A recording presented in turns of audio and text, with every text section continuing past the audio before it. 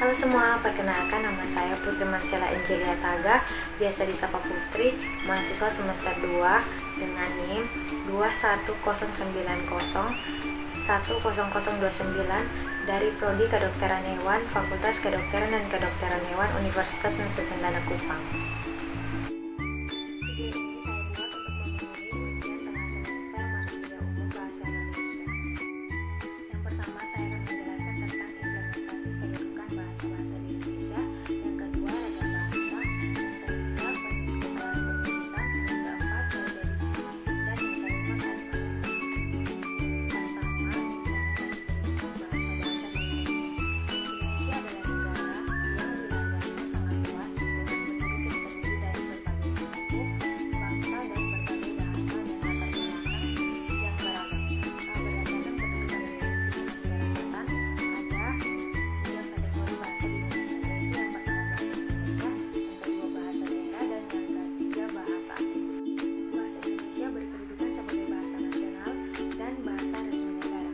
Dalam kedudukannya sebagai bahasa nasional, bahasa Indonesia berfungsi sebagai sarana pemersatu berbagai suku bangsa dan sebagai sarana komunikasi antar daerah dan juga antar budaya daerah.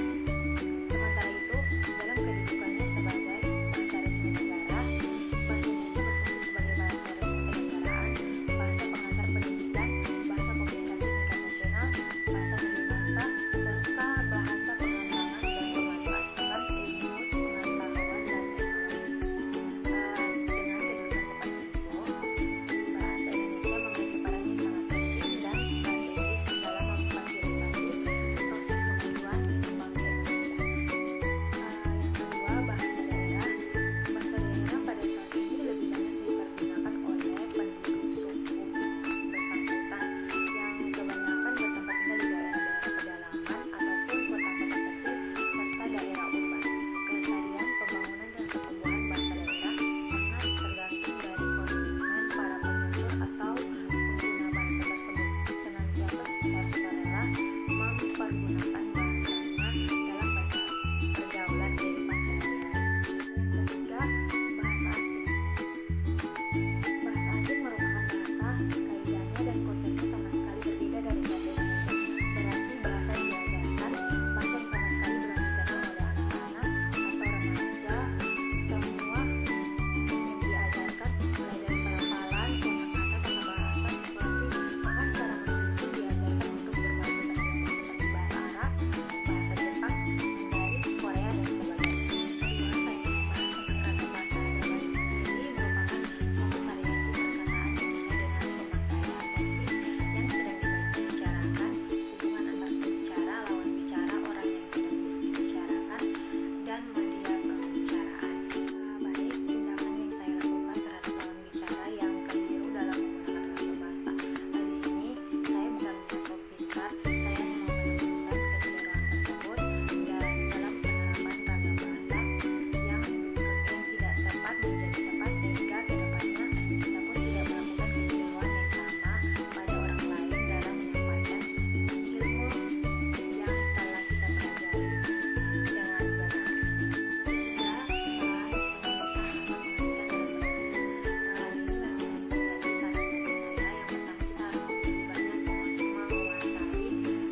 yang dinilai masih kurang, dan yang kedua kita harus lebih banyak menggunakan bahasa Indonesia yang baik dan benar. Yang ketiga, kita harus lebih memperbanyak literasi atau minat baca. Yang keempat, saya akan membahas tentang kaidah diksi. Menurut Kamus Besar Bahasa Indonesia, diksi adalah pilihan kata yang tepat dan selaras untuk mengungkapkan gagasan sehingga diperoleh efek tertentu. Dengan kata lain, diksi merupakan pemilihan kata yang tepat untuk mengungkapkan suatu gagasan agar mendapatkan hasil tertentu. 10 kata yang salah kemudian diubah menjadi benar disertai dengan alasannya. Yang pertama, penulisan yang salah, silahkan. Penulisan yang benar, silakan. Alasan, tidak ada kata depan silahkan dalam KBBI. Yang kedua, penulisan yang salah, antri. Penulisan yang benar, antre. 3. Penulisan yang salah, sekedar. Penulisan yang benar, sekadar. Alasan, tidak ditemukan adanya kata dasar kedar tetapi kadar dalam KBBI. Yang keempat, penulisan penulisan yang salah di mana, penulisan yang benar di mana. Berdasarkan penulisan EYD, setiap kata depan harus ditulis terpisah jika menunjukkan tempat. 5. Penulisan yang salah aktivitas, penulisan yang benar aktivitas. Alasan kosakata aktivitas merupakan ikatan serapan dari bahasa asing sesuai kaidah kebutuhan asing. Yang berakhiran ITY akan diserap berdasarkan kata dasarnya. Maka kata asing aktif tetap diserap menjadi aktif, sedangkan untuk activity diserap menjadi aktivitas. Yang keenam, penulisan yang salah praktek, penulisan yang benar praktik. Alasan penjelasan ini sama juga dengan penjelasan di nomor 5.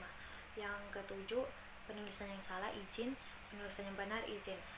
Menurut KBBI keluaran terbaru, kata izin sudah tidak baku lagi, jadi bentuk bakunya adalah izin. Yang kesembilan, penulisan yang salah fikir, penulisan yang benar pikir. Alasannya kata pikir adalah serapan bahasa Arab yaitu fikir, tapi menggunakan pikir lebih cocok dengan pelafalan orang Indonesia. Yang ke-10, penulisan yang salah ijazah, penulisan yang benar ijazah. Kata yang benar dalam aturan baku EYD dan KBBI adalah ijazah. Dan dari segi pengucapan, kata ijazah dimulai lebih pas untuk bahasa formal. Pilihan kata atau diksi harus berdasarkan 3 tolak ukur, yaitu yang pertama ketepatan, yang kedua kebenaran, dan ketiga kelaziman. Yang pertama, kata yang tepat adalah kata yang mempunyai makna yang dapat mengungkapkan informasi sesuai dengan pemakaian bahasa. Yang kedua, kata yang benar adalah kata yang diucapkan atau ditulis sesuai dengan bentuk yang benar atau kaidah yang baku. Yang ketiga, kata yang lazim adalah kata yang biasa digunakan untuk mengungkapkan keterangan tertentu. Yang terakhir, kalimat efektif. Kalimat efektif mempunyai susunan yang sangat jelas dan ringkas, maka dari itu informasi pada kalimat efektif akan lebih mudah dipahami sehingga pembaca sangat ingin untuk mengulangi membacanya.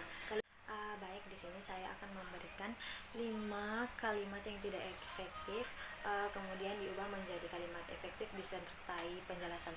Baik, yang pertama, kalimat tidak efektif. Agar supaya naik kelas, kita harus belajar dengan tekun. Kalimat yang efektif, supaya naik kelas, kita harus belajar dengan tekun. Penjelasannya, pada kalimat tidak efektif, agar supaya memiliki pemborosan kata. Yang kedua, kalimat tidak efektif, kedua pihak sering tuduh-menuduh. Kalimat efektifnya, kedua pihak saling menuduh. Alasannya, kata saling sudah menyatakan tuduh-menuduh, sehingga untuk memudahkan pembaca memahami tulisan tersebut tidak perlu lagi menggunakan kata saling tuduh-menuduh. Yang ketiga, kalimat tidak efektif, dia bekerja sungguh-sungguh sebab karena ingin sukses. Kalimat efektifnya, dia bekerja sungguh-sungguh karena ingin sukses. Alasannya, pada kalimat tidak efektif, dia bekerja sungguh-sungguh sebab karena ingin sukses merupakan pemborosan kata. Yang keempat, kalimat tidak efektif, Agus di taman menanam pohon buah. Kalimat efektifnya, Agus menanam pohon buah di taman. Alasannya, susunan kalimatnya tidak logis pada kalimat tidak efektif, sehingga akan menyebabkan pembaca keliru dalam memahami makna kalimat. Yang kelima, kalimat yang tidak efektif, buku itu dapat dibaca, disimpan. Kalimat efektifnya, buku bisa dibaca dan bisa juga disimpan.